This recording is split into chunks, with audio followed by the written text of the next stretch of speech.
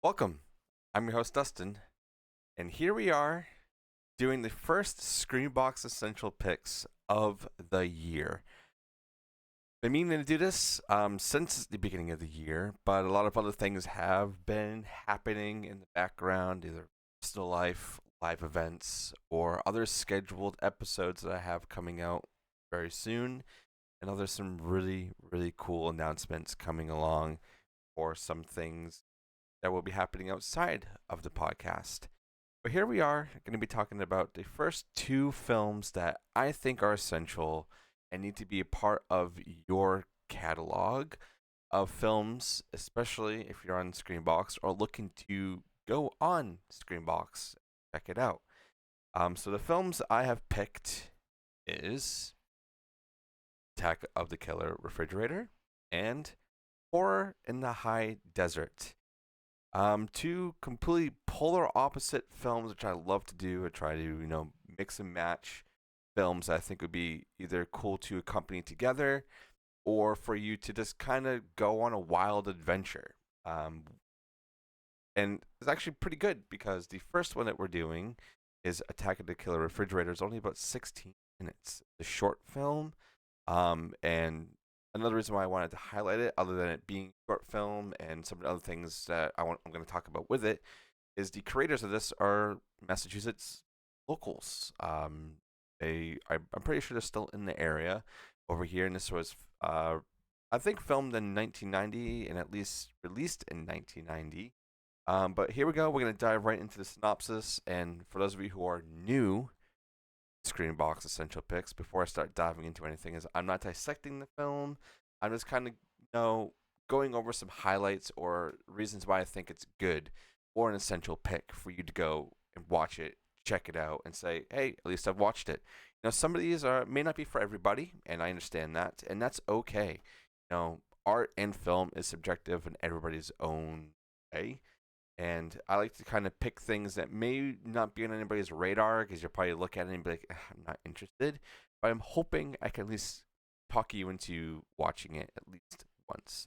So here is the plot for Attack of the Killer Refrigerator.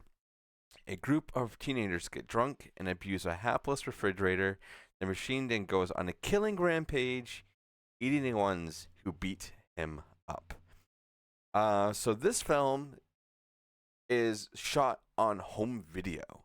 So it has like that very gritty feel. You get the tape um, look to it. Like a lot of other films that are happening in the 90s where people were shooting things at home and selling them or bringing them to Blockbuster and putting them inside cases for people to go and get, which happened to me a couple of times when I went to Blockbuster.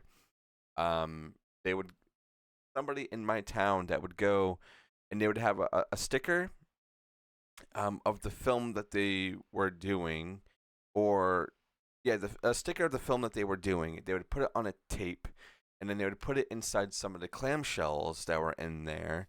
And then there was also one time like someone like reprinted a tape sticker and put it on one of the tape like one of their own tapes of a movie that they were going to put it in a clamshell for. Or there was also a case I think at near my mom's in Rhode Island that there was somebody outside Blockbuster just kind of handing out tapes for people to go and watch. I don't remember any of those films what they were, but they were people making them at home and wanting people to watch the films. And that was a fun time. I missed that time of just I want to say simplicity, but compared to I guess nowadays everything's so at your disposal. But I guess back then the promotion and everything was way more hands on and in person than it is now. But anyway, going back to Attack of the Killer Refrigerator, let me go over who's in it and who directed it. So it's a lot of friends of friends of friends. So we have Lori Regani, Christina Murphy, Laurie Carson, Mark Viau, and Michael Savino. Michael Savino directed it, and he also wrote it with Mark. So it's a very small cast. And what I have to say about this film that highlights it for me is how I don't want to say crazy, but what they do with visual effects in this and how they make the refrigerator kind of do these things is pretty fun. It's 16 minutes, so it goes by really fast. But there's blood, there's hands being chopped off, and a bunch of other really fun things. So if you're somebody who is looking for a feel for a homemade video, you have it right here in SCREAMBOX. Attack the Refrigerator. I can give you guys some of the reviews. IMDb, their rating on this is 4.7 out of 10 with 252 reviews. And if we were going to go to Rotten Tomatoes, it doesn't have 4. So yeah, there's no added information on either of these sites about it, but it's a local film that was shot. It's on SCREAMBOX. It's fun. Go check that one out for sure. I hope you guys watch it and at least pull away and realizing, like, wow, what group of friends had to work with and how they had to get this made. They did a great job. And they actually were at a convention that one of my friends held last year. People are still around and they want to make more films. And you know what? Go do it. Go make your films, everybody. And now, moving on to next film. It is Horror in the High Desert. So this came out in 2021. I didn't know about this film. I wish I knew about it sooner, but thank you to SCREAMBOX and also my friend Alex, who actually saw these films. I'm pretty sure reading about them when it got released, saying that it's a pretty intense film with the setup that it has. So let me read the plot, and then I'll kind of go through what this film is. It says in July 2017, an outdoor enthusiast went missing in northern Nevada. He was never located. Friends and loved ones recalled the events. For the first time, talk about the horrific conclusion. So this is found footage film, and sort of they play it off really serious, but I guess I can also say it's like a mockumentary, but not really. It does a great job of disguising itself as an actual like documentary or an interview, because it's multiple for this, while also cutting in footage of the enthusiast who was out there. So let me go ahead and talk about the cast. We have Susie Block, who plays Gail, Eric Mensis, David Morales, Tanya William Open, and Roll Porter. It's written and directed by Dutch Marek.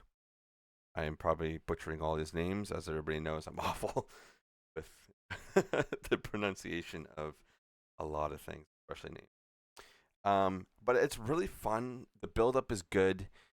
The setting, because it's in like the mountains in the high desert. You're in Nevada, and it's you're following essentially a guy who loves nature, loves to go out and film things and survive. Like, likes to go out there and see what he can do to survive on very little bit of anything. He also has a YouTube channel. There's a lot of layers that get uncovered in here, and it's really fun.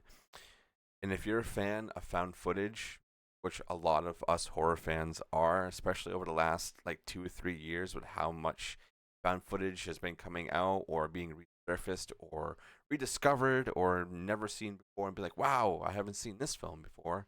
This is definitely one to put on your radar, and it's great because there's actually multiple ones. So there's like another 2 or 3 after this one. So if you really dig this and you want to go into more of the lore and figure out what really happened at the end of this film, follow other group of people trying to make their own documentary or discovery of what's happening at this location, go ahead and do it, because it's really fun, and they're all on SCREAMBOX, which is amazing.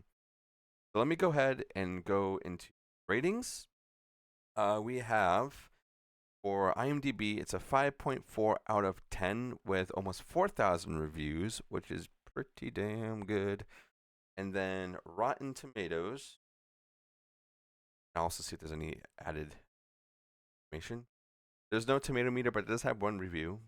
Audience score is 61%, so it is above average and it has over 50 reviews on it.